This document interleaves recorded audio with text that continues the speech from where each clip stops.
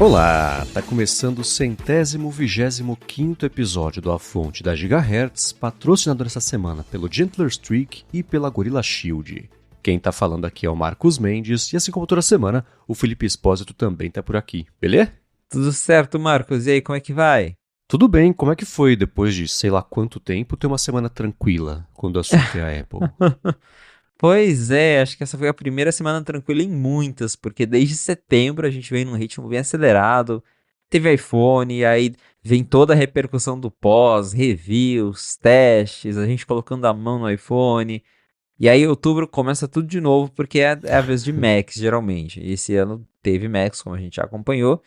Aí também já teve a repercussão, ainda temos algumas coisas para repercutir, mas essa foi a primeira semana assim mais tranquila, com mais calma desde setembro, basicamente. Isso é. Como é que eu vou voltar a dormir, finalmente? Muito bom. Agora, para quem vive de notícias do mundo da Apple, o que esperar até dezembro, janeiro, fevereiro?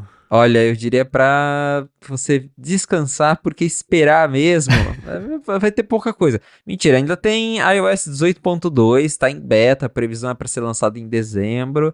Mas tirando isso, de anúncio de produto mesmo, dos Macs provavelmente foi o último anúncio do ano. Não deve ter mais produto Uhum. novo. Dezembro geralmente tem aquelas coisas de app do ano, as premiações que a Apple geralmente faz. Porém, lançamento mesmo agora, só ano que vem. Beleza. Agora, uma coisa que a gente vem discutindo aqui nas últimas semanas, que vive vazando uma coisa ou outra, você ajuda a vazar uma coisa ou outra, na verdade, é o HomePad, né? Que a gente brincou que é aquele display que o Mark Gurman tinha dado umas notícias, depois deu outras, o pessoal confundiu que talvez esse seria o display já com o braço robótico, não deve ser só um display para casa.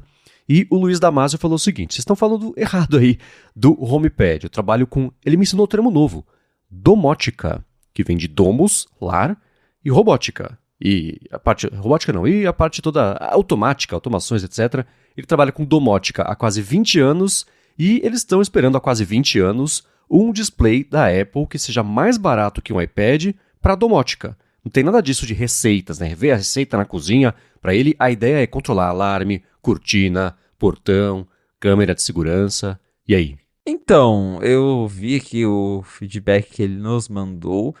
Tenho certeza que a Apple também pensa que, de certa forma, essa parte de controle de automação residencial é importante para eles, porque ela sempre está promovendo o HomeKit, no próprio HomePod, ele funciona como uma central de HomeKit. Então, com certeza, quem tem a casa automatizada vai comprar pensando em ter ali uma central mais facilitada para mexer com isso em um cômodo específico da casa. Acho legal, acho que vai ser uma das ideias principais do aparelho. Mas ao mesmo tempo tem muita gente que não tem, né, a casa automatizada. Aqui pro Brasil mesmo não chega a ser uma realidade. É bem difícil encontrar muita coisa HomeKit aqui. O pessoal que compra geralmente é quem é mais entusiasta, que tem se dá o trabalho de procurar, de importar.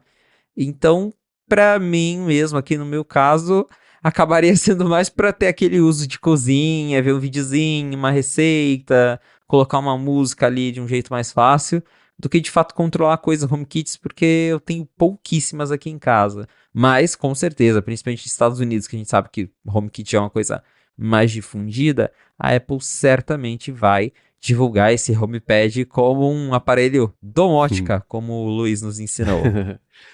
Tem uma diferença mesmo de costume, não costume, né? Ter acesso no país mesmo. Luiz, por exemplo, não está no Brasil, trabalha com isso fora do Brasil, então já dá pra ver que tem diferentes países têm diferentes realidades, né? A Amazon tem aquele Echo Hub. Ele custa US$ 180 e ela coloca como um dispositivo para domótica. Então, vê a câmera de segurança, abre a cortina, fecha a cortina, controla a luz, é mesmo um hub de coisas que são conectadas da casa. Mas, Estados Unidos, né, você compra uma lâmpada por nada, né? Aqui, tudo isso é muito caro. Pode ser que esse seja um produto voltado para países onde essa parte de domótica é um pouco mais difundida, um pouco mais usada.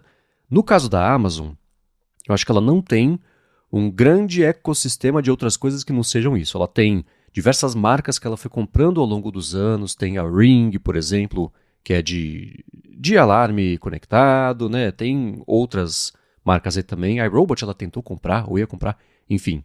Ela tem esse tipo de ecossistema. No caso da Apple, ela tem outras forças no ecossistema dela, que são a parte de FaceTime, de o próprio Message, não sei, essa parte mais de comunicação. Imagino que ela vá tentar aproveitar as forças que ela tem para vender esse dispositivo e não ser um concorrente 1 para 1 do Hub, da Amazon. Porque primeiro, da Amazon custa $180, no caso da Apple, definitivamente não vai custar $180, e a Apple tem outras coisas no ecossistema dela que fortalecem e justificam até para ela poder cobrar a mais. Entendo que esse vai ser um dos usos possíveis das pessoas para isso. A gente está naquele momento meio de transição, o Matter, o protocolo ia pegar e tá pegando, não sei o que, tá ainda meio bagunçado.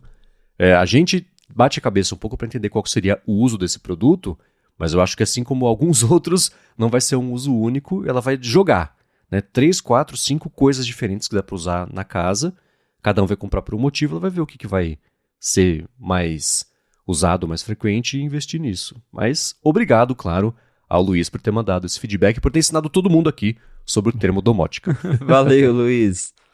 Agora a gente viu nessa última semana um tsunami de reviews dos Macs novos, né? A Apple tinha mandado lá pro pessoal, mandou pros os suspeitos comuns. Como é que tem esse termo em português? Usual suspects. O pessoal de sempre, né? A panela de sempre ali. Então o Marcus Brownlee recebeu, a iJustin recebeu, a galera lá do YouTube recebeu. Lançou também, já está disponível nos Estados Unidos, né? Os Macs novos para compra. Já lançou normal. na sexta-feira. Então, aqui no Brasil ele segue sem uma data prevista de lançamento, mas a gente viu reviews e o 95Mac fez aquele compiladão que vocês geralmente fazem com os principais pontos, as principais impressões aí que diferenciam um pouco umas das outras, ou quando todo mundo concorda, né? E foi curioso porque a gente viu a Wired, por exemplo, falar que, ao contrário do que todo mundo vinha falando, mas ainda assim pontuou de um jeito muito interessante, né?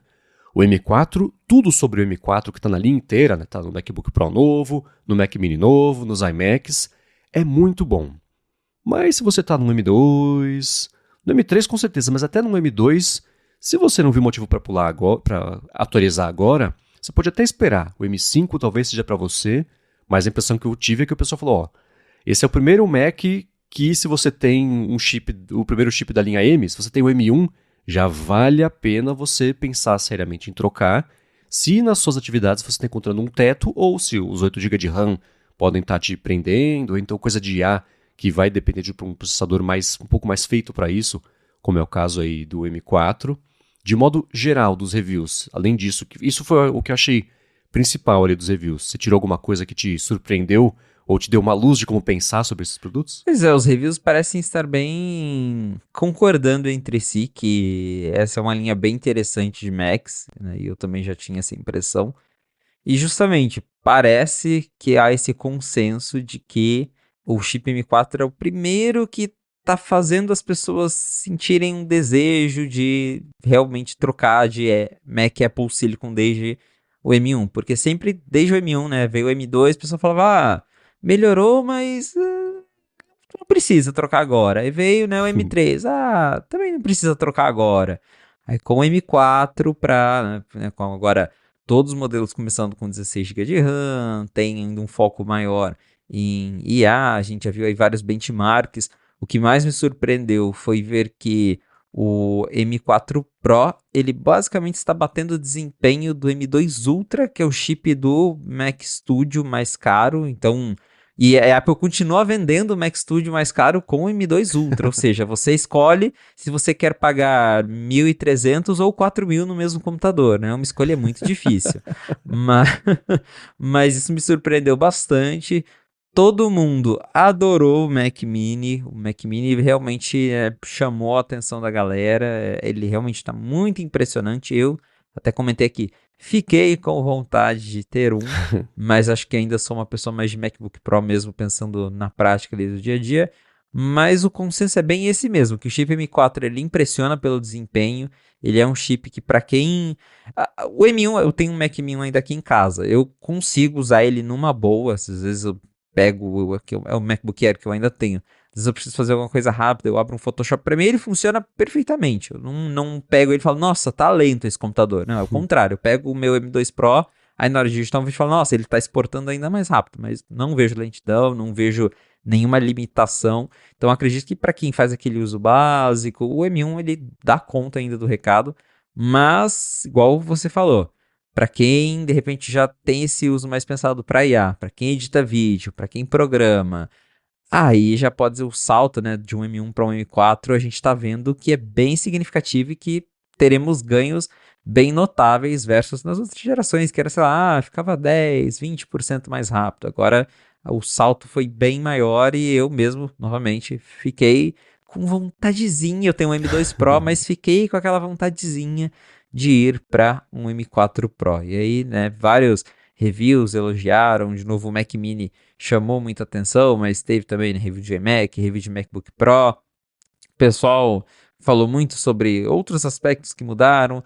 O review do Marcus Brownlee bem interessante, porque ele falou bastante sobre o modelo base, né? Eu vi que o pessoal, não só o Marcus Brownlee, mas vi em vários reviews o pessoal batendo muito na tecla do preço dos upgrades da Apple. E isso também acho interessante, porque é aquela coisa, o modelo base ele tá muito bacana, né? 16 GB, mas ele ainda começa em 256, né? Exceto no caso ali dos modelos M4 Pro, mas os modelos normais começam em 256. E o pessoal criticou bastante a Apple por cobrar muito caro nos upgrades de armazenamento, principalmente. Porque aí você quer fazer um armazenamento, o preço já dobra. Até eu vi, não lembro se foi a Wired, algum review falou que você pegar o Mac Mini base e colocar 512 de SSD e colocar mais memória é o equivalente a você comprar 2 Mac Minis, uma coisa assim, tipo, o preço fica absurdo. Então, vi o pessoal falando bastante disso, mas em geral é uma linha de Macs bem consistente, bastante elogiada.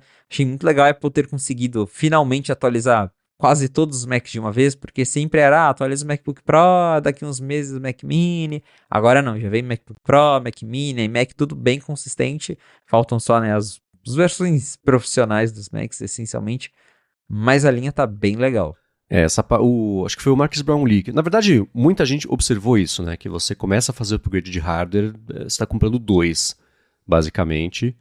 É uma pena, né? É muito bom você ter um modelo de base tão potente. O Brownlee falou isso, né? Sim, de parte de custo-benefício, quase não faz sentido a Apple estar disponibilizando quando a gente está falando sobre o Mac Mini de modelo base, mas qualquer coisa fugindo do básico, você já vai pagar muito caro. Sobre o lance do Mac Studio, você pagar 4 paus, ou então, se você comprar agora a gente tinha falado sobre isso recentemente, né? Como a Apple lança o computador, ele fica lá pelo mesmo preço sempre no canal oficial dela. Ela dá desconto, né? Na Best Buy, aqui no Brasil você compra lá na Fast Shop da vida, você consegue comprar por um preço abaixo do oficial dela. Ela desova nos canais desse jeito, mas ela, mesmo até a véspera de sair o Mac Studio novo, ele vai custar exatamente os mesmos dólares e centavos do lançamento, independente do que aconteceu com o resto da linha. Aí acontecem essas situações estranhas, né? Teve o Mac Pro, né, que passou 5, 10 anos quase ali defasado e custando a mesma coisa que no lançamento, e é isso aí, né? Então é muito curioso. De modo geral também, eu vi, e isso ficou bem claro no vídeo da iJustin, o lance da nanotexture, que é aquela textura que tem nos displays. Na verdade agora tem no iMac, tem também no MacBook Pro, já existia lá nos monitores caros da Apple e também no iPad Pro a partir de 1 TB, né? E no TechCrunch o pessoal falou, olha, vale a pena, se você sai uma vez por quase nunca de casa e vai trabalhar na rua por algum motivo, já valeu a pena, já vai se pagar, porque o fato dele não refletir direto ali a luz, né, ficar tudo muito mais difuso e menos intenso, melhora muito a visibilidade. E acho que de todo mundo, o vídeo da iJustin foi o que mais deixou isso claro. Ela pega um iMac, o anterior, né, o antigo agora, né, o que ela já tinha, e esse iMac novo, e ela tá gravando no estúdio, né, tem lá um foco grande de luz, ela coloca os dois de frente para esse foco de luz, vira para lá, vira para cá, e é ridículo a diferença. Um parece um espelho e o outro fica mais difuso mesmo ali. Eu queria ver, eu tenho uma resistência conceitual a esse tipo de display. Eu nunca mexi ainda no texture. Quando tinha lá os, sei lá, PowerBook, tinha a versão fosca, matte, e a versão glossy, né, que é o que a gente conhece hoje. Eu achava que essa versão fosca, ela prejudicava muito a visibilidade precisa das cores. E na época eu trabalhava com design mesmo, precisava ter uma precisão maior, e tinha aquilo disso, você está de frente, o negócio está amarelo. Se vira de lado, tá meio cinza. Pro outro lado fica meio azul. Aí você levanta um pouquinho, tá mais apagado. Era muito ruim a visibilidade. Não sei como é que tá isso hoje em dia. Não sei como é que influencia, por exemplo, hoje no MacBook Pro, né? O lance dos pretos serem pretos de verdade, profundo, né? Eu não sei como é que isso fica. Você fica só um cinzinha meio apagado. Aí, pra mim, no meu uso e conforto e prazer de usar, seria um passo pra trás. Mas, não sei se já testou a Nanotexture, já viu ou no display, ou mesmo no iPad Pro. Qual a sua impressão sobre isso? Eu tive um contato, foi em loja da Apple, nunca cheguei a pegar na mão, mas eu vi quando eu estava lá nos Estados Unidos o Pro Display XDR da Apple. E aí tinha o normal, né? O Pro Display XDR é o mais caro, o topo de linha deles. Aí tinha o normal e tinha o Nano Texture um do lado do outro. Eu ainda tenho essa mesma impressão que você, que perde um pouco das cores. É muito bonito, acho que a Apple consegue fazer algo ali que a questão de ângulo fica bacana, mas quando você olha um do lado do outro, a impressão é que o gloss ele ainda tem aquele brilho maior, as cores são mais punch, né, mais vivas, e o preto aí é notável que no Nano Texture fica uma coisa meio acinzentada, e assim como você, eu também prezo mais pelas cores do que do que ter um reflexo ou outro ali, eu também prefiro ter as cores mais vibrantes, mais bonitas, então, porque aqui pelo menos onde eu trabalho, dentro de casa não é um problema, fora de casa aí geralmente é, mas ainda assim eu sou do time que prefere o vidro padrão, com gloss, que inclusive a Apple é uma das poucas que faz, né, tela gloss hoje em dia, você vai comprar monitor da Samsung mesmo, que eu fiz o review, o Viewfinity, é mate, é uma tela fosca, laptop geralmente é tela fosca, então eu gosto de ter a opção, né, glossy, mas entendo que muita gente tem esse trabalho constante, ou trabalha em estúdio que tem muita luz, e aí, pra essa galera, acaba sendo um trade-off válido, né? Você abrir mão, talvez, de um pouquinho das cores, pra ter uma visibilidade melhor, mas, sim, pelo menos na minha comparação rápida ali de loja, vendo dois Pro Displays de ar um do lado do outro, que inclusive o Pro Display é muito lindo, 32 polegadas 6K, dá vontade, mas é tão caro esse monitor, porém, tem essa diferença, sim. Tô louco pra, hora que lançar no Brasil, dar um pulo na loja da Apple pra testar, ver como é que é mesmo, né? Lá, mesmo tendo as luzes fortes no teto, né? Vira o iMac pra cima pra dar uma olhadinha como é que é, né? Bota o flash do iPhone na frente. Tô bem curioso. E um outro ponto aí que o pessoal falou é que a câmera melhorou mesmo. Eu até dei uma pincelada nisso, não sei se foi aqui ou se foi no ADT, que eu falei que não dava pra saber se a câmera era nova de verdade, tanto no caso do iMac quanto do MacBook Pro, ou não. Se é a Apple falando, olha só como é bom, é incrível, nunca foi tão bom, mas não, é a mesma versão da anterior, da outra, às vezes é difícil, né, separar um pouco disso. Acho que até o próprio Jason Snell falou sobre isso no podcast Upgrade que ele faz na Relay. Mas não, a pessoa falou, não, tá boa de verdade, melhorou de verdade. O Jason Snell comentou que em condição de luz mais baixa, especialmente, né, que a câmera, até hoje do MacBook Pro, eu tenho aqui o M2, a câmera ela sofre, né? Baixou um pouquinho a luminosidade, ela já sofre bastante. Eu falei, putz, não, dessa vez dá pra falar que a câmera é boa de verdade, que melhorou de verdade, você vê um benefício em múltiplas situações de uso e que tem aquilo que a gente falou, né? Tem lá o lance do center stage, tem o lance de o desktop view, né? Que ela filma pra baixo e distorce pra parecer que tá filmando reto de cima, que é super interessante. Então, ponto pra câmera desse ano, depois de muitos anos de semi-melhora, né? Porque né, a Apple, por muito tempo, a Apple sempre foi meio atrasada com câmera de MacBook. Eu lembro que demorou muito para eles pularem para webcams HD, e ainda era um HD 720. Daí a última leva de Macs trouxe câmeras 1080, mas ainda assim era aquela coisa meio... Não dá para esquecer, por exemplo, né, quando a Apple lançou o Studio Display, que eles falaram, tem uma webcam incrível, Full HD... E era aquela nhaquinha que parecia uma webcam de a câmera frontal do iPhone 5, né? Então, é muito bom ver que eles conseguiram, de fato, colocar uma câmera nova, um sensor novo, melhoraram. Tem aqueles recursos Center Stage, aquele Desk View que a gente comentou também. Eu não ligo muito, assim, pra qualidade de webcam, porque eu não faço nenhum uso tão profissional. A gente usa aqui a webcam pra fazer a fonte pra gente conversar durante a gravação, uso de vez em quando uma reunião ou outra, mas não me incomoda muito o jeito que tá, não. Porém, se eu abrir, sei lá, pegar ali o QuickTime e colocar pra ver a câmera em tela cheia, dá pra ver que a qualidade não é lá essas coisas, então melhorias são sempre bem-vindas. Com certeza. Mas é claro que de tudo isso, se você mora lá fora, ou se você mora aqui, já achou um jeito de ter um Mac novo na sua casa, como a gente já viu acontecer, né, Felipe?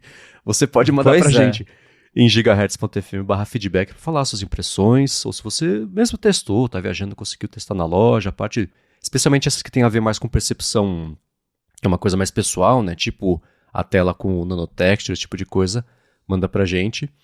Um outro ponto, né? Isso o Marques Brownlee comentou mesmo. O botão embaixo. E todo mundo falou, putz, nossa, né? O botão embaixo.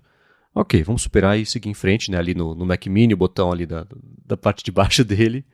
Então, foi curioso porque eu não vi nada muito surpreendente sobre o MacBook Pro, né?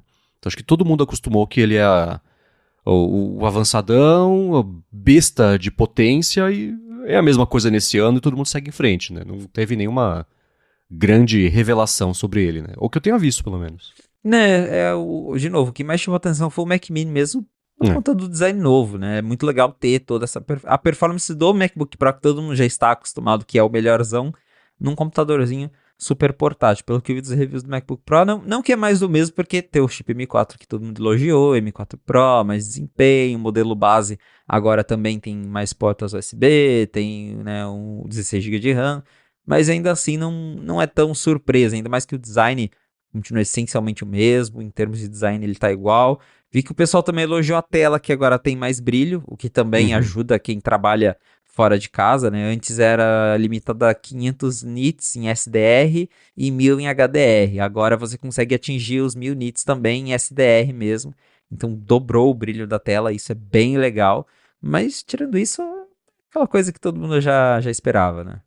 Pois é. Agora, uma coisa que ninguém esperava, né? Quer dizer, tô projetando. Agora, uma coisa que eu não esperava, vou falar assim, é que o pessoal descobriu que existe um jeito, sim, quando o assunto é o Mac Mini, de fazer um upgrade manual, imposto ali, do SSD, só que não é tão fácil. A gente tinha comentado, eu tinha falado, né, como você ter os 16 GB de RAM, mas comprar com 256 de espaço, é dolorido, mas era melhor do que o oposto. Você comprar com 512 e com pouco RAM, porque você não podia fazer o upgrade da RAM.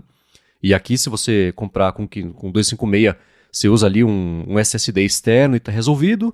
Mas não, no Mac Mini parece que rola de você fazer o upgrade por conta própria, né? Comprou e depois, se você quiser, subir a memória, mas não é fácil do tipo, abriu, espetou, fechou. É um pouco mais complicado, é isso? Isso, porque é bem interessante isso. Aparentemente, a Apple está usando o mesmo módulo que ela já usa no Mac Studio. O Mac Studio já tem esse SSD removível.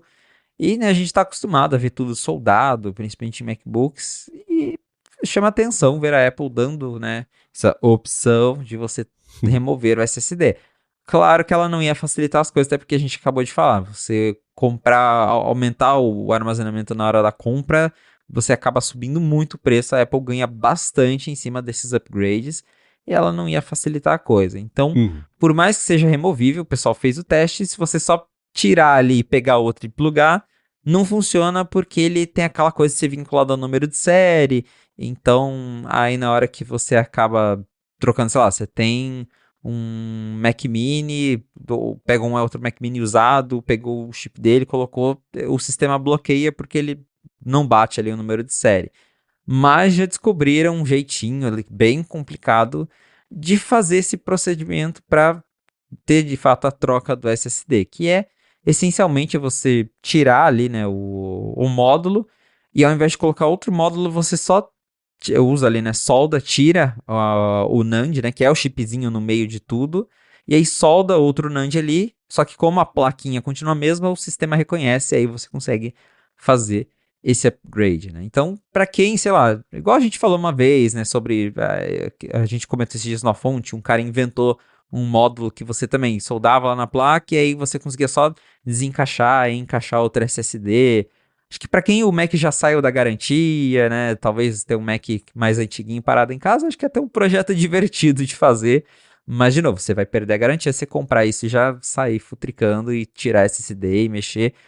A Apple provavelmente fez isso mais pensando em reparabilidade, né? Porque daí provavelmente, sei lá, deu um problema no SSD. Você leva na Apple, na autorizada, eles conseguem colocar um SSD igual, sem ter que trocar o Mac todo, sem ter que jogar a placa lógica inteira fora. Então, né, deve ter sido mais nesse sentido que ela fez isso. Mas eu acharia muito legal que, sei lá, eles vendessem, pelo menos o original, para quem tem interesse em comprar, porque eles faziam isso com o Mac Pro, né? Acho que fazem até hoje, tem o módulo de expansão do Mac Pro. Eu acho que seria super legal ter isso, né, pro Mac Mini, pro Mac Studio. Você vai lá na Apple, compra um módulo, abre seu Mac Mini, troca o módulo original e pronto, né? Mas, por enquanto, acho que o foco é realmente mais isso que eu falei de reparabilidade interna ali da própria Apple, do que de fato algo que foi feito para os usuários saírem trocando, porém tem a possibilidade, né? Seu Mac já tá velhinho, já não tem mais garantia, se você quiser mexer, tem como. Se algum dia um de vocês forem malucos o suficiente pra fazer isso, vocês contam pra gente como é que foi o processo, porque é o tipo de coisa que eu nem penso muito a respeito, que só isso já é suficiente pra estragar meu Mac, que não é o meu talento essa parte, mas é interessante saber que pelo menos desse jeito arriscado de perder garantia, etc., existe, não é nem a opção, a possibilidade. Eu acho que a opção seria se a Apple desse, né? Tem a possibilidade de fazer isso. Bom, agora é claro que não só de reviews dos novos Macs viveu essa última semana, teve muita notícia de bastidor, teve muita coisa que o Felipe reportou lá no 95 Mac, que a gente vai comentar por aqui, mas antes eu quero tirar um minuto do episódio para agradecer mais uma vez ao Gentler Streak, aplicativo de monitoramento de saúde que está patrocinando aqui A Fonte. E se você já escutou qualquer episódio do A Fonte, você já ouviu tanto eu quanto o Felipe falarmos sobre o Gentler Streak, que é o app que a gente usa para acompanhar os nossos exercícios na academia, corrida, o sono agora também. E a proposta do app inteiro gira em torno de não ser um app que vai ficar te cobrando o desempenho, mas sim de mostrar como está o seu desempenho, te incentivar e falar, vai com calma, tá tudo bem, né? Sem aquela pressão toda de desempenho. Então você acompanha seu progresso e recuperação também. Ele faz sugestões até bem personalizadas de atividade com base nesses dados. Então se você está num dia que você vem de uma sequência de 3 ou 4 dias mais tranquilos e fala, hoje você consegue, se você quiser, você pode dar uma puxada na corrida, ou então, você está exagerando, dá uma segurada. Hoje se você não quiser fazer nada, tudo bem, descansa, seu corpo vem aí de uma sequência forte, dá para você descansar hoje que você não vai perder nada de condicionamento. Ele fala, se você descansar hoje, seu condicionamento continua igual. Se você descansou ontem, fala, hoje dá uma chacoalhada, faz alguma coisa, que aí você tem um gráfico ali que você vai acompanhando isso, é super bacana. E quando você vai monitorar o exercício, ele oferece praticamente tudo, desde zona de treino, né, com frequência cardíaca, mapa, elevação também quando você está correndo. Ele também tem uma interface que é bem bonita para você revisar a sua sessão de treino e ver o resumo também de como você tem se saído. E para melhorar ainda mais, ele acabou de ganhar suporte a monitoramento de sono. Eles passaram 8 meses fazendo o treinamento do modelo e pegando feedback também, quem estava no beta conseguiu testar. Então, agora, além do retrato mais completo da sua saúde inteira, você tem a outra parte da saúde, que é justamente o sono. Você acompanha a sua noite, as suas noites e como isso influencia também no seu desempenho. E não sou só eu, falei, não sou só eu que uso e adoro o Gentler Streak, mas o Felipe também usa, é favorito, assim como o meu, dele também há anos, né, para acompanhar a saúde. Gentler Streak é um dos apps mais legais para você entender tudo mastigadinho, o que aquele monte de dados no aplicativo saúde significa, porque Apple Watch mesmo, para quem tem, coleta aquele monte de informação, de temperatura do pulso, de batimento cardíaco, mas às vezes você entender tudo isso, né, o que isso significa? E o Gentler faz isso para você, você consegue ter uma ideia se as suas métricas estão legais, se você pode se esforçar um pouquinho mais nas suas atividades, ou se você está se forçando demais e precisa descansar. Então, isso que é o legal do Gentler Streak, porque ele realmente te ajuda a entender melhor o que está acontecendo e se você pode ir além, né? Se você pode continuar ali fazendo seus exercícios, ou se já está na hora de parar. Como o Marcos falou, já uso o Gentler Streak há muito tempo. É um dos aplicativos mais legais que existe para quem tem Apple Watch, principalmente. Exatamente. Então, para saber mais sobre o Gentler Streak, ver como ele pode ajudar mesmo, fazer diferença mesmo aí no seu condicionamento físico, no acompanhamento, na pegada aí, com essa pegada de equilíbrio, de gentileza até, né, que está no nome dele, faz o seguinte, vai em gentler.app ou passa aqui na descrição para você já pegar o link e cair direto por lá. Ele é compatível com o iPhone, com o iPad, com o Apple Watch também. É gratuito com uma assinatura que vale cada centavo você assinar. Então, mais uma vez, gentler.app, ou pega o link na descrição aqui para cair direto lá. Dá mais piada nesse app que eu e o Felipe usamos todo dia para monitorar exercício e agora o sono também. Muito obrigado ao Gentler Streak por ser o novo patrocinador aqui do A Fonte e pelo apoio a toda a Gigahertz. Valeu, Gentler Streak. Obrigado e vamos lá. Nessa última semana tivemos 2 notícias, uma indireta sobre a Apple, mas acho que vale a pena a gente comentar aqui também. Quero começar com ela, na verdade, envolvendo a Europa, que é que ela pode abrir, ela abriu, na verdade, uma investigação para cima da Corning. A Corning é a empresa que desde o primeiro iPhone é a parceira da Apple para fazer o vidro ali do display. Tem uma história ótima do CEO da Corning com o Steve Jobs. O Jobs falou, vou te contar um segredo. A gente está pensando em fazer um telefone, mas a gente quer que tenha uma tela extremamente protegida, segura, vai ser sensível ao toque, etc. Ela tem que ter uma dureza de tanto. O cara falou assim, olha, nesse prazo é impossível. Diz que o Steve Jobs abraçou ele e falou assim, você consegue, acredite nisso. E ele fez. E a Corning, ela já tinha um nome, já era uma empresa que já tinha uma presença no mercado, mas especialmente depois do mercado de telefones, ela estourou em popularidade, todo mundo passou a usar a dela, depois o mercado deu uma dividida, mas nessa última semana a Europa abriu uma investigação para cima da Corning, o que, por conta do tamanho da importância da Corning, mesmo sendo uma empresa de suprimento, de fornecimento de um elemento de iPhone e dispositivos móveis, é interessante. Por que a Europa está de olho na Corning? Pois é, segundo aí a Comissão da União Europeia, eles acreditam, né, está sendo investigado, que a Corning pode... É aquele mesmo argumento que eles usam para todas as empresas que eles investigam, né, que ela pode estar abusando da sua posição dominante no mercado para, né, basicamente ali ter uma espécie de monopólio, porque hoje a Corning, ela meio que fornece vidro para quase todo smartphone. Se você pegar Samsung, Apple, a Apple ela não costuma, poucas vezes ela fala o nome da Corning, mas a Apple usa, como você falou, Corning desde o início, mas a Corning está aí fornecendo vidro para todo o mercado, basicamente, e a União Europeia acredita que isso pode ser uma espécie de monopólio, né? Então eles vão investigar que eles possam estar fazendo alguma coisa aí para se beneficiar, para manter, né, para abusar da posição que eles têm no mercado, como eles mesmos disseram, e isso vai ser investigado. Então, mais um caso aí de União Europeia, de olho em grandes empresas,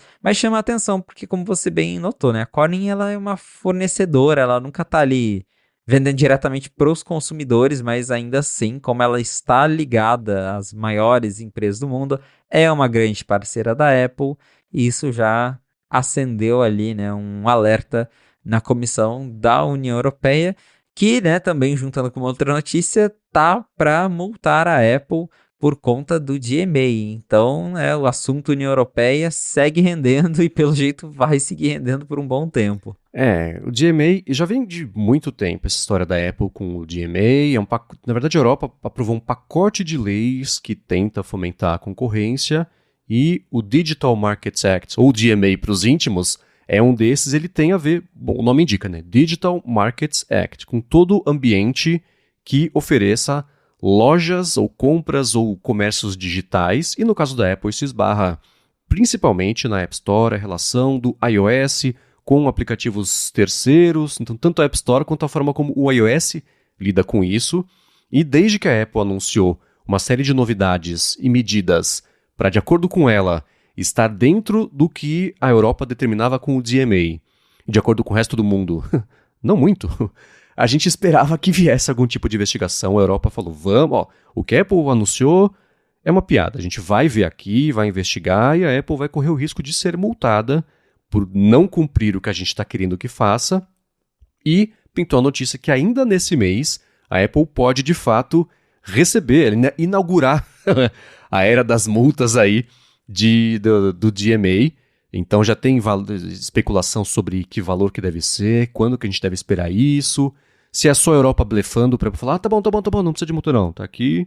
Ou se não, a Apple falando, nossa, só isso? Então tá bom, dá esse imposto aí que eu pago e não mudo nada porque para mim compensa mais. Como é que tá esse cenário? Pois é, segundo aí, né, foi uma reportagem da Bloomberg até, a União Europeia deve multar a Apple, são 5% da média de lucros diários da Apple, não lembro, é alguma coisa nesse sentido, Por aí. que daria algo em torno de 1 bilhão de dólares, segundo aí as estimativas da reportagem.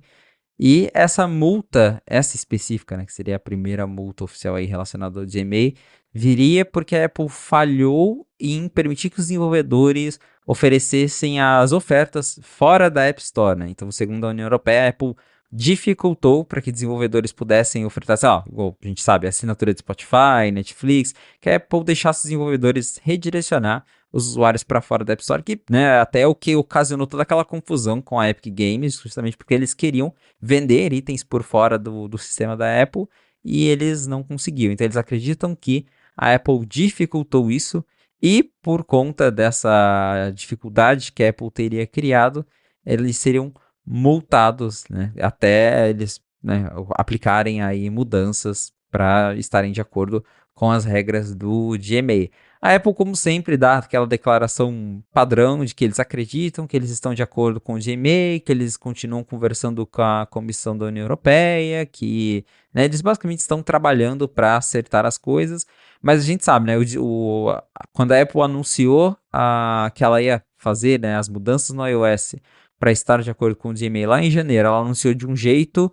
E hoje ela já mexeu em tudo, porque a União Europeia sempre fala, não, isso aqui não tá legal, vai mudar tudo de novo. A Apple vai lá, muda, e eles acham outro problema, e assim tá indo, e com certeza ainda vai mudar mais coisas, né? Agora, por exemplo, a gente até comentou recentemente que o iPad entrou mais na mira da Comissão da União Europeia, porque até então as mudanças que a Apple fez eram só pro iPhone, e a União Europeia falou, pô, mas eu acho que o iPad, né, precisa. Aí a Apple foi lá, colocou as mudanças do iOS, trouxe no iPadOS 18, mas ainda assim eles anunciaram recentemente, né, que iam investigar se o iPad era compatível com outros acessórios. Então, sempre vai ter a União Europeia tentando achar alguma coisa ali e a Apple, né, se esforçando para estar de acordo, mas também sempre tentando achar alguma brecha, porque a Apple não quer abrir mão de tudo, mas também a Europa é um mercado importante para eles, né? Não é só falar tipo, então beleza, a gente vai parar de vender aí, né? Não dá para fazer isso. Então, é esse jogo de gato e rato. Mas vamos ver como é que vai ser o resultado aí, se realmente, né, a Apple vai levar essa multa, se eles vão tentar recorrer de algum jeito. Mas o assunto com a União Europeia a conversa ali é bem complicada, não tem muito como eles fugirem, pelo menos por enquanto. Uhum. Recorrer é certeza, né? E o processo todo de recorrer, o honorário de advogado, certamente é mais caro do que a multa, no fim das contas. No fim mesmo, lá na hora que dá a última resposta, mas é aquilo, né? Ela se protegendo, porque se ela perder em algum lugar sobre isso, já fica mostrado para o mercado inteiro qual que é o caminho que existe para ela perder em outros mercados também. Você tem outros governos, outros órgãos regulatórios que vão tentar a mesma abordagem, então ela está fazendo o trabalho dela de se defender, então aposto que, vindo a multa, não é o fim dessa história da multa, né? É o começo de uma outra história de recursos, etc. Vamos ver o que rola. E nessa semana teve muita notícia interessante que você sempre publica notícias interessantes no 95 Mac. Nessa semana teve 3 em especial que me chamaram bastante atenção, sendo a primeira a ver com a Siri, porque até hoje ela pode ser ativada acidentalmente ali na TV. Teve algum evento da própria Apple recente que o comando que alguém falou lá, o comando de ativar a Siri, ativou. E eu achei que isso não acontecia mais porque ela saiu faz um tempo isso, né? Você pega ali o evento da Apple, quando alguém fala o comando Hey, Siri, fiz a pausa aqui para não ativar de ninguém, não ativou, ótimo.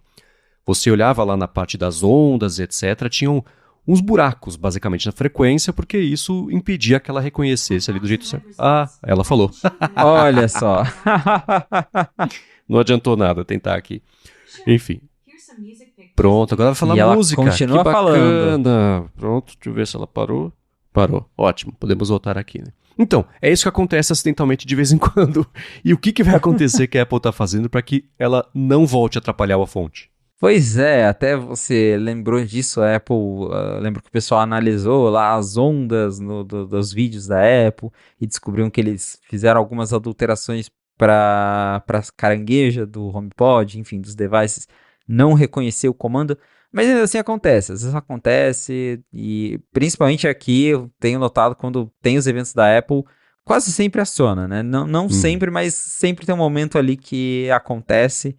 E agora parece que a Apple está desenvolvendo um jeito um pouco mais inteligente para tentar parar com isso, porque é algo que acaba irritando as pessoas, principalmente com o HomePod, acho que se torna o maior problema. Eu percebo isso, que quando tem esses momentos de ouvir o nome da carangueja, nunca é no iPhone, no Apple Watch que aciona, é no HomePod. Então Uhum. parece que tem um problema muito específico com o HomePod. Foi E agora a aqui. Apple tá tentando. Então, olha aí, o exemplo ao vivo. E aí parece que a Apple tá tentando resolver.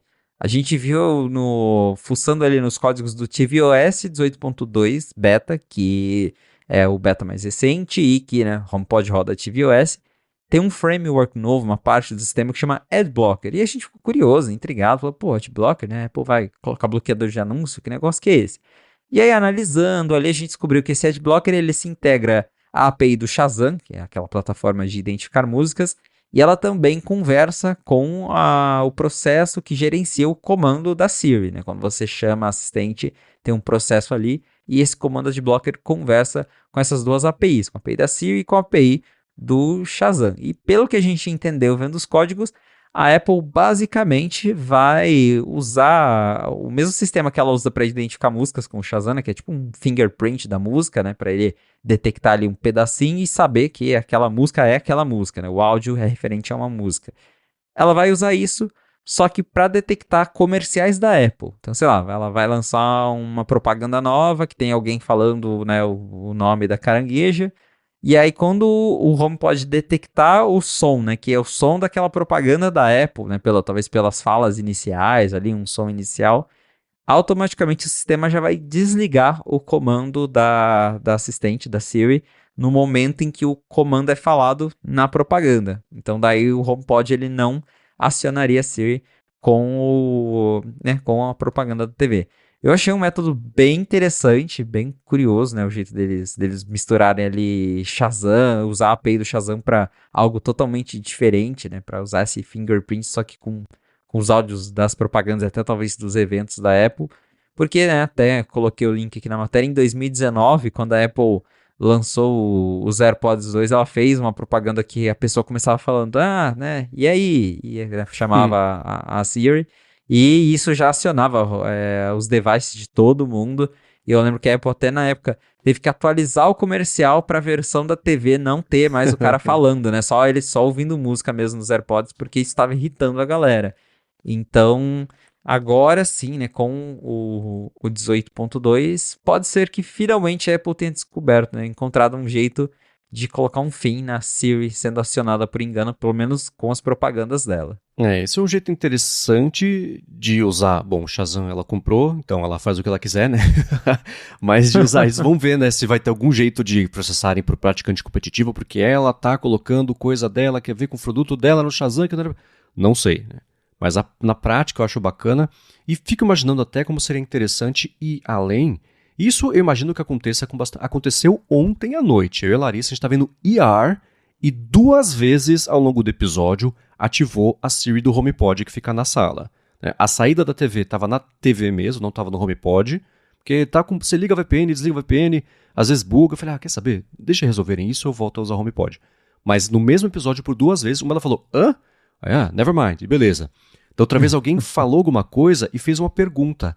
Ela já entendeu o que era a pergunta, quanto que é se você somar, não sei o que. Ela, então eu fiz aqui a soma pra você, abre seu iPhone que vai estar lá a resposta falando, cala a boca, só tô vendo o episódio. Então seria interessante você, até por feedback de falsa ativação, que eu imagino que já exista, né? Ela fala, você fala, deixa pra lá, fica quieta, never mind, isso deve ser catalogado como uma falsa ativação, né?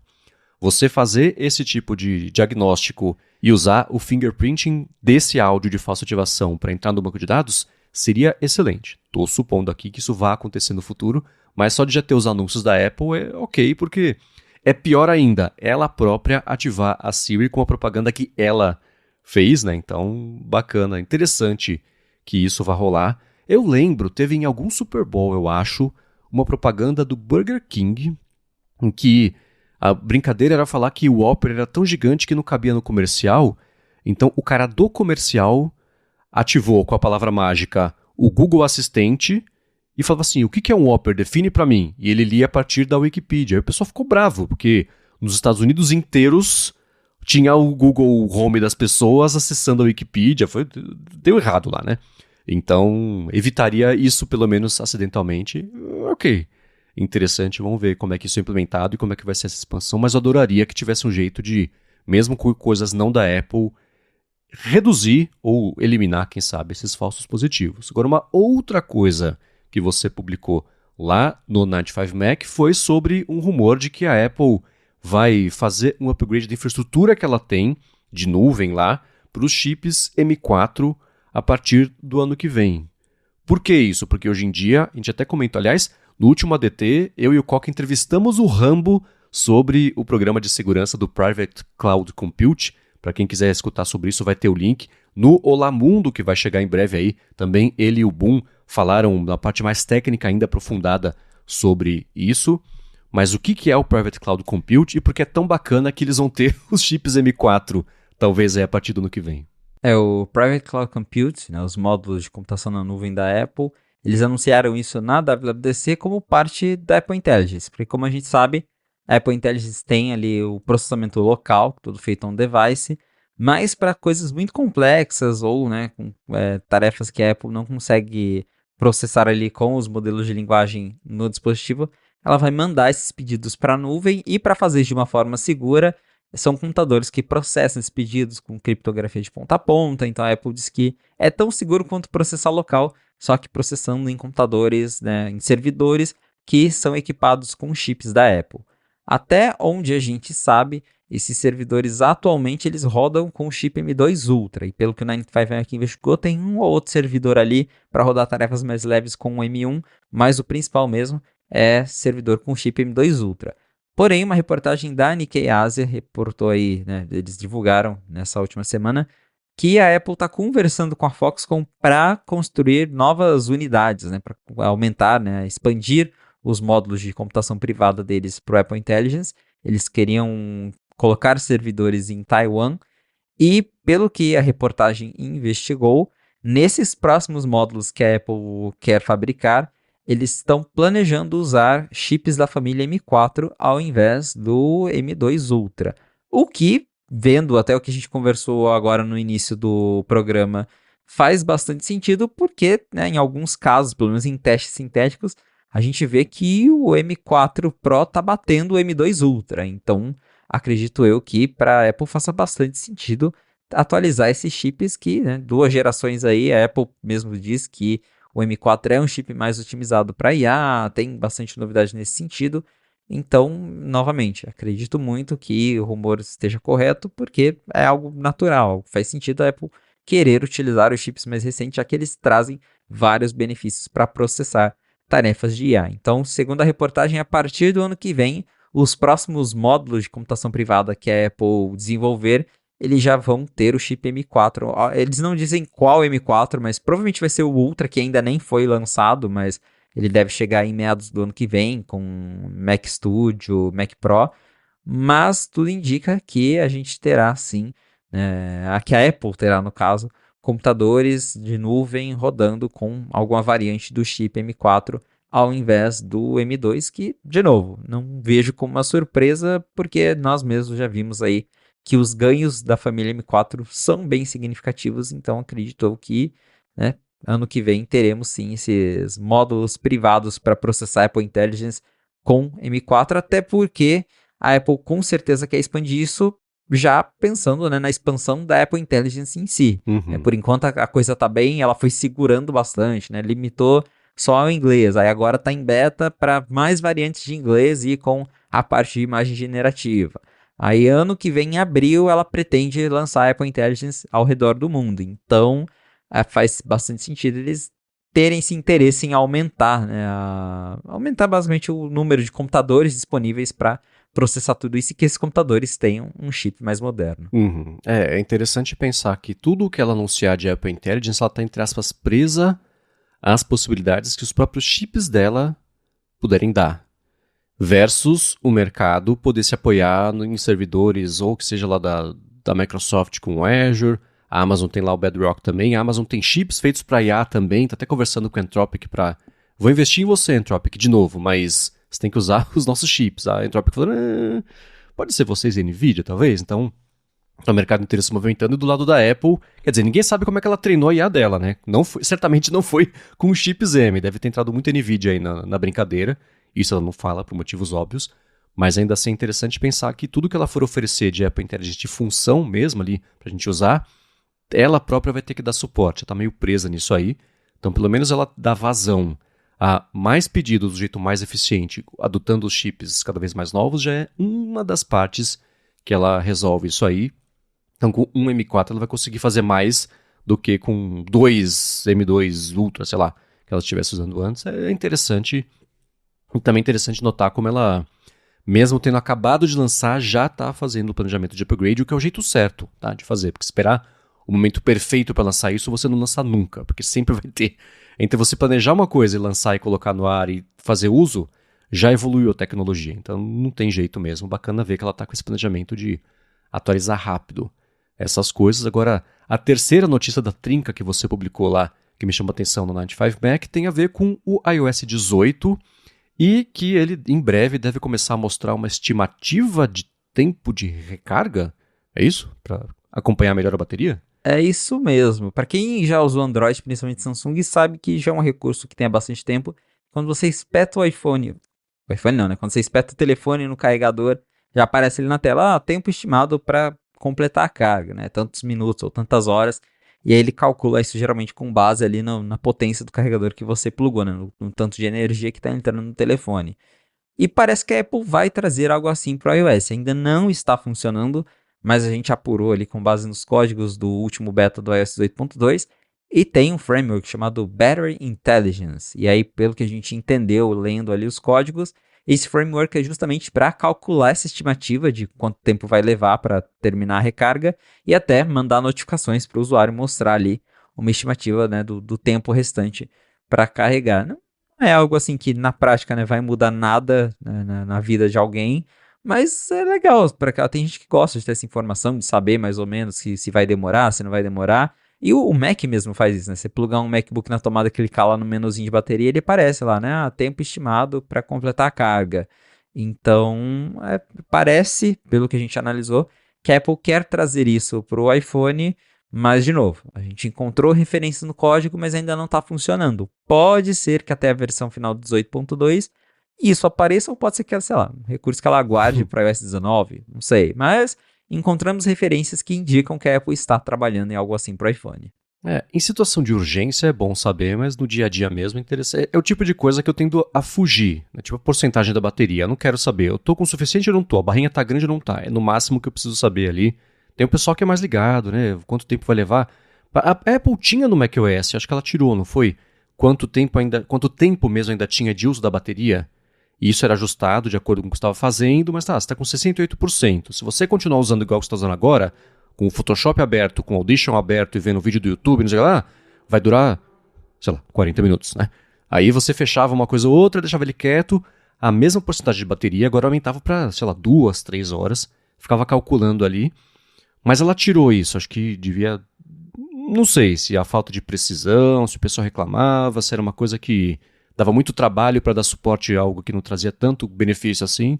Então acho que tem programas que fazem isso hoje em dia. Se você acompanhar a bateria por externos, tem uma coisa parecida. Na verdade, sim, ela escondeu muito bem. Ainda tem um jeitinho de ver, mas você tem que entrar naquele monitor de atividade do Mac. Você entra lá, daí você vai lá em energia e ele aparece o tempo estimado ali de quanto que ainda tem de bateria, mas antes ficava mais acessível no menu de bateria e realmente isso eles esconderam. Tá, ok. Então é interessante ver ela fazer o contrário e no iPhone, onde o esforço dela sempre foi, nos últimos anos especialmente, foi assim, recarga rápida, numa emergência você espetou aqui, em X minutos está com 80% de bateria, vai ser feliz, né?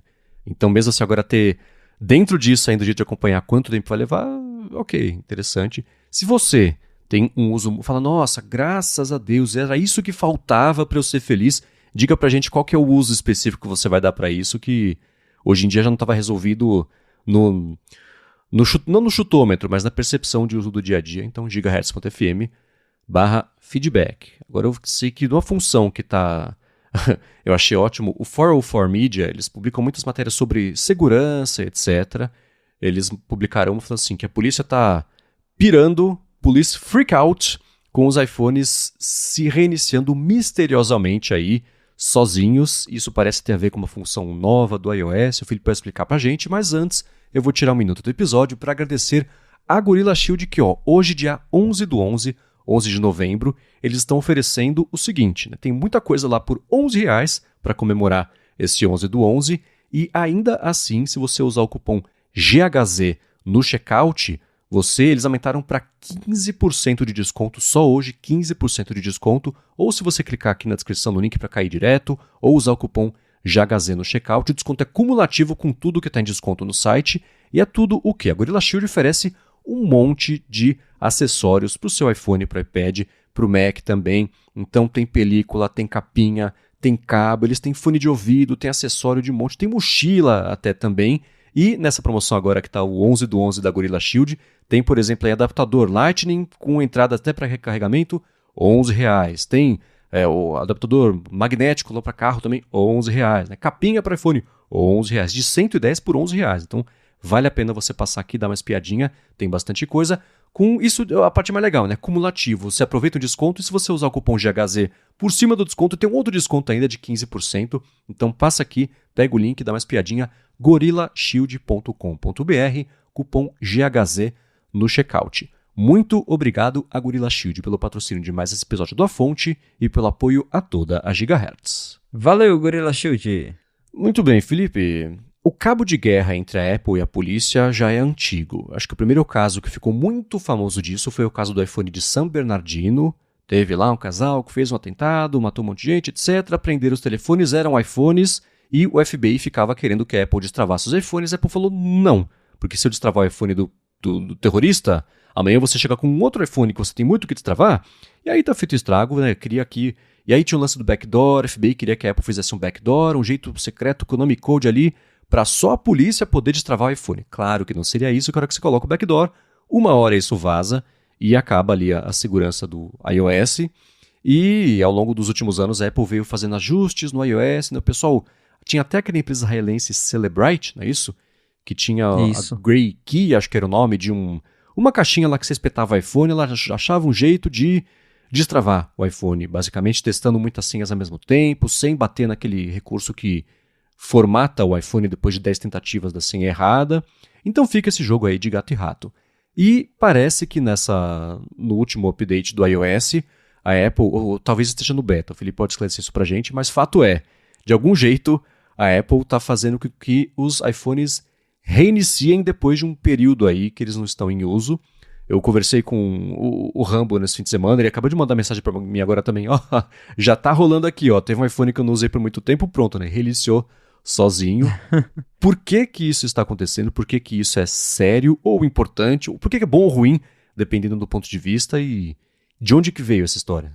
Então, isso não é beta, é do iOS 18 mesmo, então a mudança que a Apple fez no iOS 18 como um todo, né, já está valendo aí para quem atualizou para as versões públicas, e aparentemente é bem isso que você falou, que a matéria até discorreu ali, que são os iPhones reiniciando do nada depois de um período de inatividade, é um período geralmente longo, algo ali até, estimamos que mais de 24 horas, aí depois disso o iPhone acaba reiniciando. A matéria, né, pelo menos com base no que eles conversaram, os policiais criaram 1001 teorias, né? O pessoal imaginou que o iPhone estava se comunicando com outro iPhone, que era uma coisa relacionada à falta de sinal.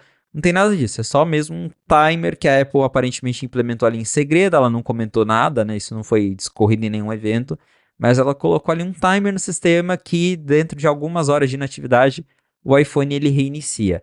E por que o iPhone faz isso? O iOS ele já tinha uma proteção que, até hoje, né, o Mac, o iPhone, se você fica 48 horas sem mexer, sem encostar no aparelho, ele já não aceita mais o Touch ID e o Face ID, por exemplo. Você tem que colocar o seu PIN de novo para autenticar e desbloquear. Aqui mesmo, o meu Mac, geralmente no fim de semana, que eu não estou trabalhando, nem encosto no Mac, e aí quando eu abro ele na segunda-feira, eu tenho que digitar minha senha, porque ele não aceita mais o Touch ID. Mas agora a Apple foi um pouquinho além, e colocou esse timer para o iPhone reiniciar, né? E por que isso faz diferença? Quando você liga o iPhone pela primeira vez, né, quando você reinicia, né, faz um boot ali, ele entra num estado de proteção maior que nada que você tenta se conecta ao iPhone.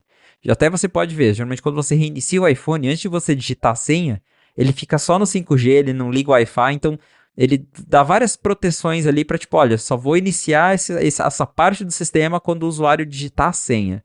Então o iPhone ele está muito mais seguro no primeiro boot. Ele não se conecta ao USB, ele não se conecta a nada nesse primeiro boot.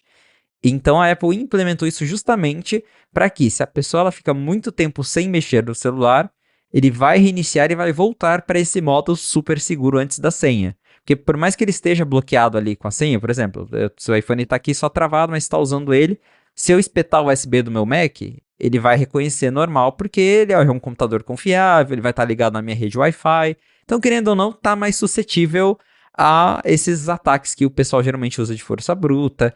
Já nesse primeiro módulo, quase tudo está desligado ainda. O sistema ele só vai iniciar, né, módulo USB, módulo Wi-Fi, depois que você digitar a senha.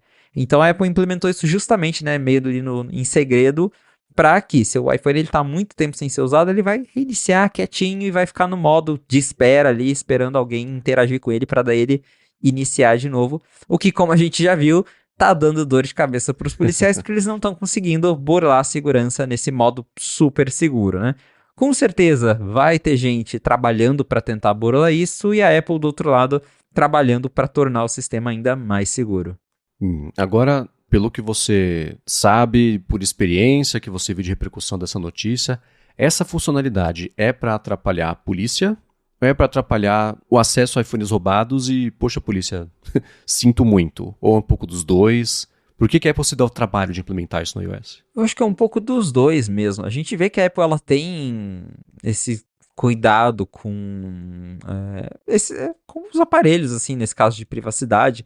Tanto que tem aquele modo que eles introduziram, não sei se foi no iOS 7, que é um modo super seguro, que ele desliga Safari, desliga tudo para quem acredita que está sendo alvo de espionagem. Então, a Apple preza por essas coisas, então acredito que ter esse reboot para voltar para o modo seguro, caso você não esteja interagindo com o aparelho ativamente, acaba sendo útil para os dois lados, né? Sei lá, para roubos, para quem só quer tentar ali desbloquear o iPhone para, né, acessar alguma informação de banco, ou até no caso da polícia mesmo, né, que acaba querendo acessar o iPhone das pessoas para obter informações. E também, claro, a gente sabe, né, tem, de novo, a Apple criou aquele modo lá para anti-espionagem, porque tem, né, jornalistas que são espionados, tem em alguns países que a coisa é mais complicada, o pessoal é alvo de espionagem do governo. Então, querendo ou não, ter esse recurso acaba sendo útil para todo mundo, né? Então, faz bastante sentido ter algo assim. Achei bem inteligente da parte da Apple ter implementado esse recurso. Eu também. Agora, uma coisa que eu queria voltar a falar com você é sobre displays. E esse é um daqueles rumores que vêm e vão e voltam, e a gente até especulou sobre isso nos últimos dias, mas parece que a Apple está fazendo uma tecnologia de taxa de atualização dos displays do iPad Air, do Studio Display para o iMac também, com 90 Hz. Então a gente tinha até comentado sobre como, hoje em dia, quando saíram os iPhones novos principalmente, né, que o ProMotion, que aumenta para 120 vezes por segundo que a tela atualiza, é bacana. Quando a gente faz scroll na tela, fica aquela coisa suave e bonita. Quando você desliga isso, que ele volta para um frame rate de uma frequência ali menor, a gente sente um pouco dessa diferença. E se a gente especulou, né, se o ProMotion era suficiente para convencer as pessoas a atualizarem, era uma das principais diferenças hoje em dia, né, entre o iPhone Pro e o não Pro, tirando uma câmera mais, etc. Mas como ainda assim, hoje em dia parecia que, mesmo sem o ProMotion, mas a taxa menor de atualização parece uma coisa muito primitiva. E parece que a Apple está investigando para a base de alguns aparelhos ser 90 Hz. Então seria o iPad Air, o Studio Display também e o iMac. E existem talvez indícios já de coisas, de algum suporte assim no código do sistema, das coisas que você fuça? Ou isso veio mesmo de rumor de, sei lá, cadeia de suprimento e o óbvio que isso ia acabar acontecendo mais cedo ou mais tarde, parece que está chegando. Qual que é o encontro disso tudo? Parece ser mais rumor de cadeia de suprimentos mesmo. A gente ainda não tem informações muito concretas de código sobre o suporte a 90 Hz. mas não vejo como uma surpresa. Eu lembro que já teve alguma especulação há algum tempo que a Apple queria trazer o ProMotion de alguma forma para os aparelhos não Pro, mas aí, né, perde até o sentido. O negócio chama ProMotion e está disponível no, sei lá, no iPhone SE. Então, acredito sim que ela deve estar desenvolvendo aí telas 90 Hz, porque eu já tive contato com tela 90 Hz, já é uma boa melhoria, já deixa bem mais suave do que os 60, né? Não chega a 60 e 20, mas é ali um meio termo que já melhora bastante. E, de novo, para a grande massa, para a grande maioria das pessoas, eu acredito que elas nem percebem os 60 Hz versus 120. Sei lá, né? De novo, você pega alguém aleatório da sua família, dá um celular 60, 120, essa pessoa não faz diferença. Ou ela, tipo, tá bom, tá mais rapidinho, mas não é uma coisa que vai mexer na decisão de compra, provavelmente, versus alguém que tem mais conhecimento, que entende de tela, a galera que geralmente compra o Pro. Então, acho que até por isso a Apple insistiu tanto nos 60 Hz por todo esse tempo, porque ela economiza e sabe que é uma coisa que não vai fazer muita diferença para a grande massa das pessoas. Mas, querendo ou não, né, ter ali a tela um pouquinho mais suave é bacana, eu acho muito legal, principalmente porque, sei lá, o iPhone SE não ter, eu acho que é indiferente. Agora, o Studio Display, o Pro Display XDR ter 60 Hz hoje em dia, quando a tela do MacBook é 120, fica tipo, pô, Apple, aí é meio sacanagem. Então, eu acho bacana eles pelo menos trazerem os 90 Hz aí para esses dispositivos, e vai ser interessante, porque a Apple, né, tirando ali no iPad Pro, né, que o iPad Pro ele tinha tela LCD, quase todas as telas 120 da Apple, elas são, né, OLED, né, que é a tela ali do iPhone, então ela vai desenvolver um painel completamente novo, né, provavelmente um LCD 90 Hz, um painel que ela não usa em lugar nenhum, para esses devices.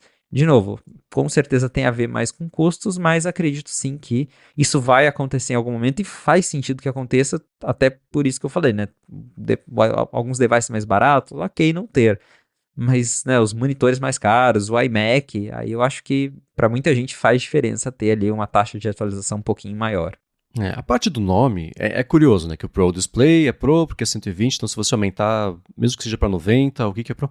Mas me lembra a Retina, né? Tela Retina é uma categoria e a Apple foi aumentando ou reduzindo a quantidade de pixels por polegada, falando se era Retina ou não a partir de um limiar ali.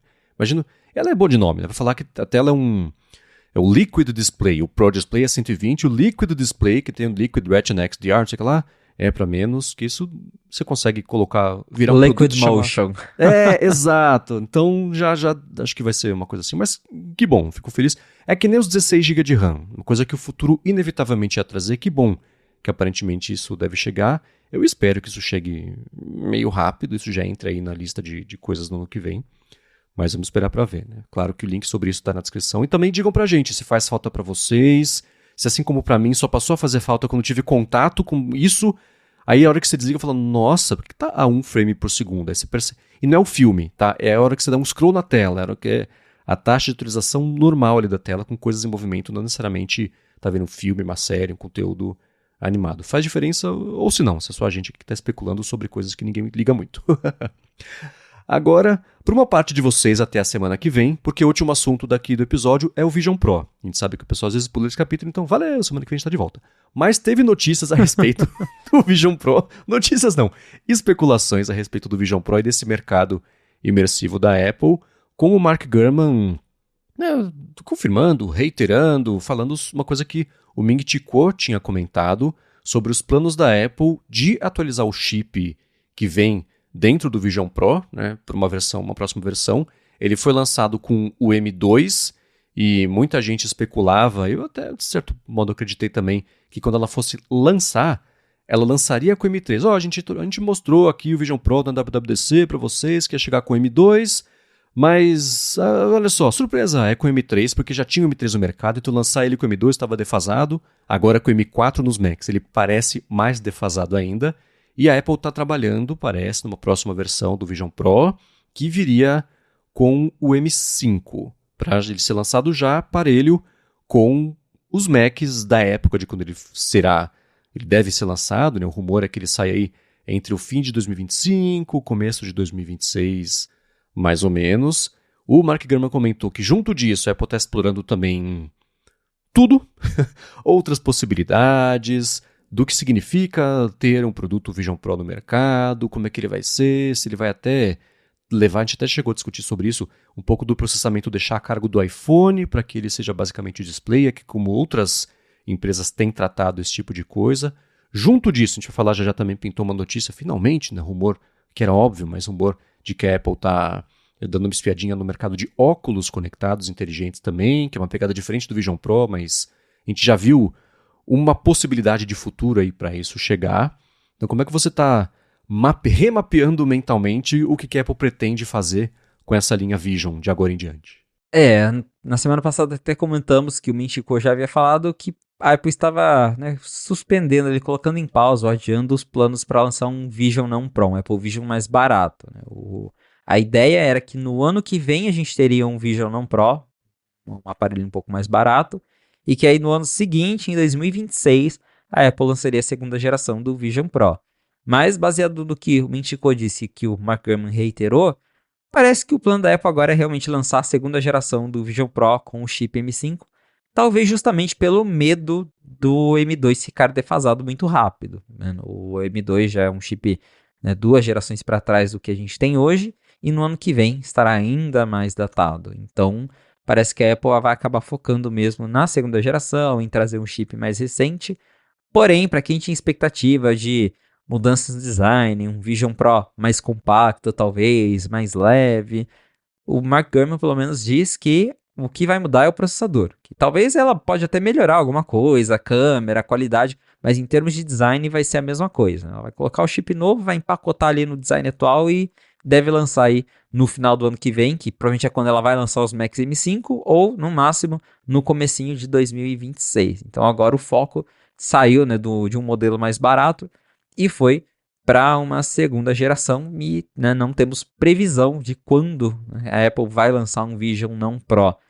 Talvez isso até se alinhe com o que, né, o Tim Cook reconheceu um tempo atrás, que pela primeira vez ele falou, não, o Vision Pro, ele, pelo preço dele, é um produto muito específico, é para um nicho, então pode ser que a Apple percebeu que eles não iam conseguir fazer um Vision tão mais barato para tornar ele um produto de massa, porque é o que a gente sempre comenta aqui, hoje custa 3.500.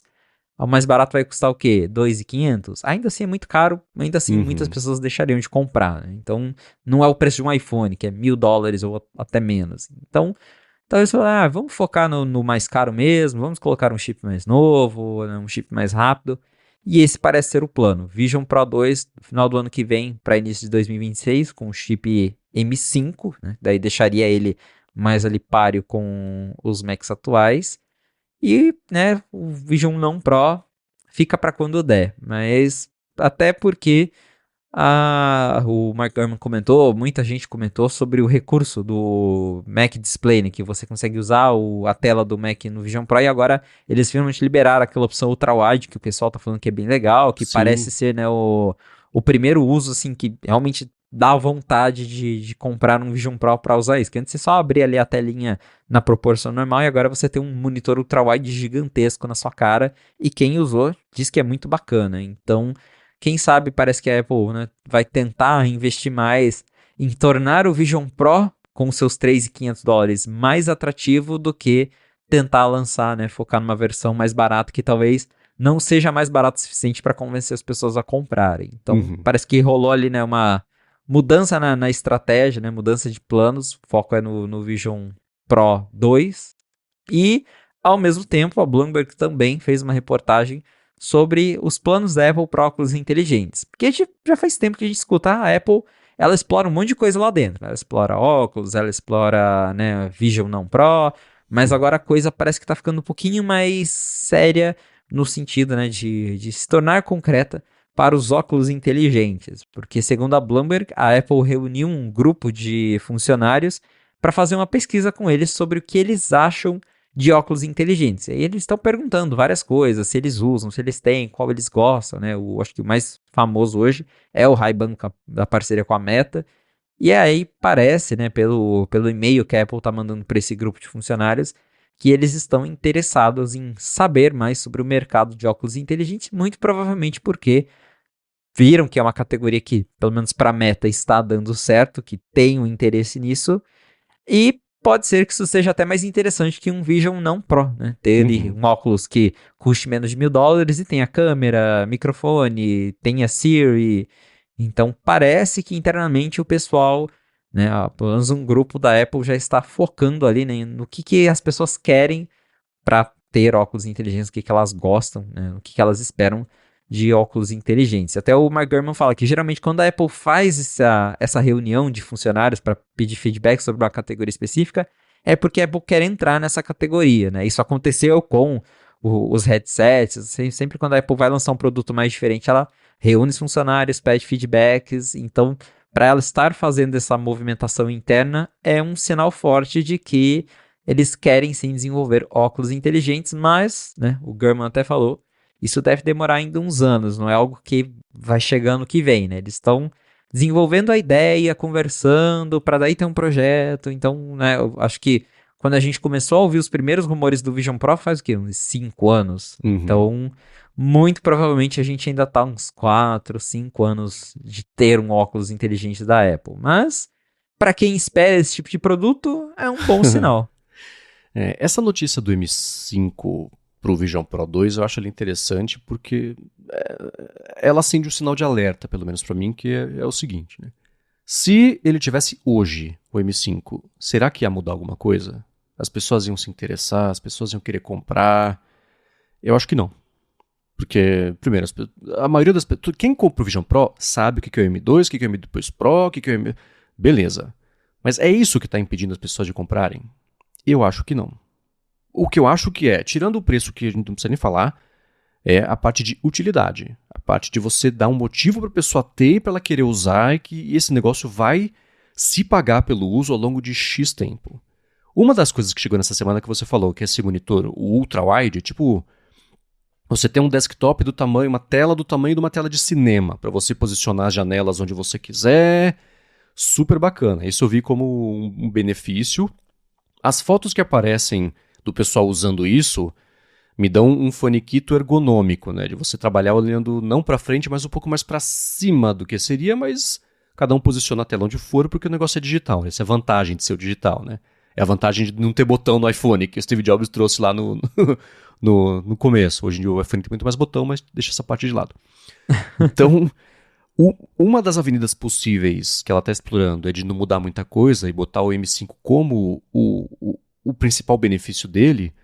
Não sei, porque se a gente pensa para as pessoas que não se interessaram pelo Vision Pro hoje, o chip não é o motivo pelo qual. Tirando isso, ok, né? O trabalho dela, óbvio que ele ia trazer o M5, mas se esse for a grande novidade, não sei. Do lado dos óculos, eu penso, pô, finalmente, né? O mundo inteiro e a própria Apple sabia que existia isso como mercado e que do que tem hoje em dia disponível no mercado, misturando coisa que você põe no rosto e tecnologia de algum jeito, esse era um dos mais viáveis, né? Junto disso, tem o Facebook lá com o Projeto Orion, que é um produto que eles não vão lançar, que é só um conceito. Eu me lembro de ter visto na época e vi também nessa newsletter do fim de semana do Mark Gurman falando sobre esse tipo de coisa está há uns 5 anos ainda de distância para poder ser produtizável em larga escala.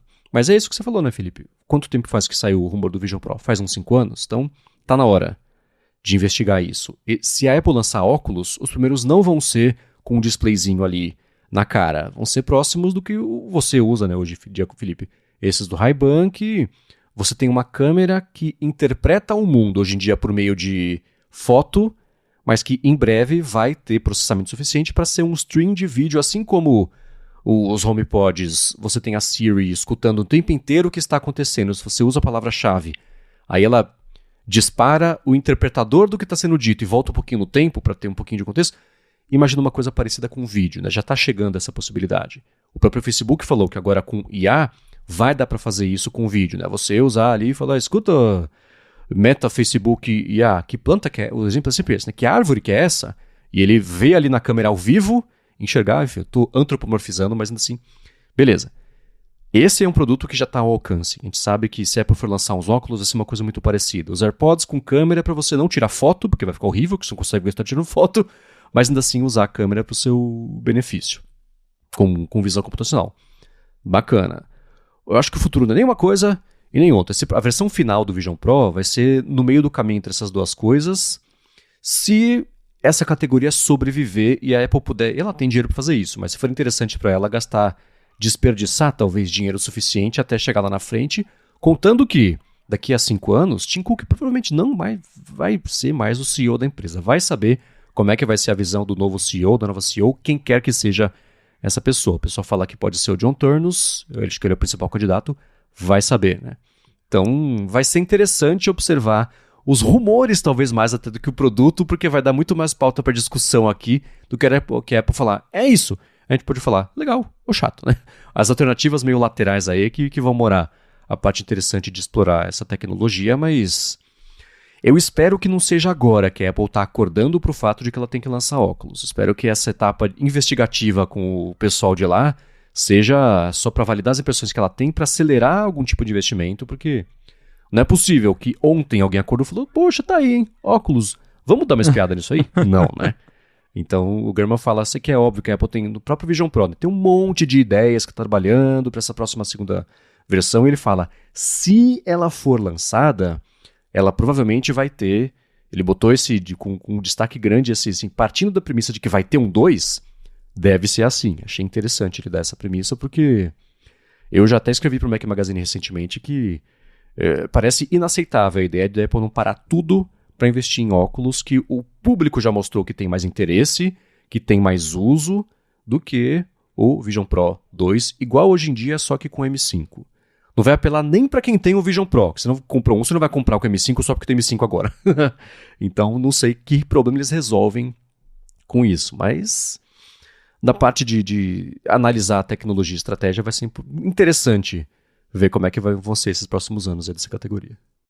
Com certeza vai ser bem interessante de ver isso e ver se o Vision Pro vai sobreviver, né? Porque tudo sobre o Vision Pro sempre foi uma grande incerta. Desde os primeiros rumores, aí agora a gente saber se vai ter Vision Pro 2 ou não. Acredito que vai ter, mas eu também concordo com o que você disse. Atualizar só para ter chip novo não resolve o problema, né? Exatamente. Claro que assim como todo o resto do que a gente falou aqui, a gente quer saber o que vocês acham. Então, gigahertz.fm/feedback, vocês podem falar, assim como o Luiz falou assim, gente, vocês estão pensando errado, é do outro jeito, é o contrário. Manda pra gente que a gente sempre quer saber. Para achar os links de tudo que a gente comentou ao longo do episódio, gigahertz.fm/afonte/125, ou no seu app de podcasts aqui, tem também as notas do episódio. Quero agradecer ao Gentler Streak pelo patrocínio do episódio de hoje, Gorilla Shield também, a vocês que deixam reviews, avaliações e que recomendam a fonte para mais gente descobrir, para poder acompanhar o que está acontecendo no mundo da Apple, e a você, Felipe, é claro, por semana após semana, ajudar a gente a fazer sentido do que está saindo lá de Cupertino. Valeu, Marcos, e obrigado à audiência por ter ficado com a gente até o final de mais um episódio do A Fonte. Se você quiser me encontrar nas redes sociais pra gente bater um papo, é só me procurar no @felipe.exposito lá no Instagram e no Threads. Boa, pra falar comigo, MVC Mendes no Instagram e no Threads também. Apresento por aqui o Área de Trabalho e Área de Transferência. Apresento pra Alura o IA sob controle e escrevo todo sábado pro Mac Magazine, no último fim de semana, sobre como eu acho que o Mark Zuckerberg foi o vitorioso de verdade das eleições dos Estados Unidos. O motivo tá lá no texto, link na descrição. Pessoal, obrigado mais uma vez pela audiência de vocês e a gente volta na segunda que vem. Um abraço e até a próxima!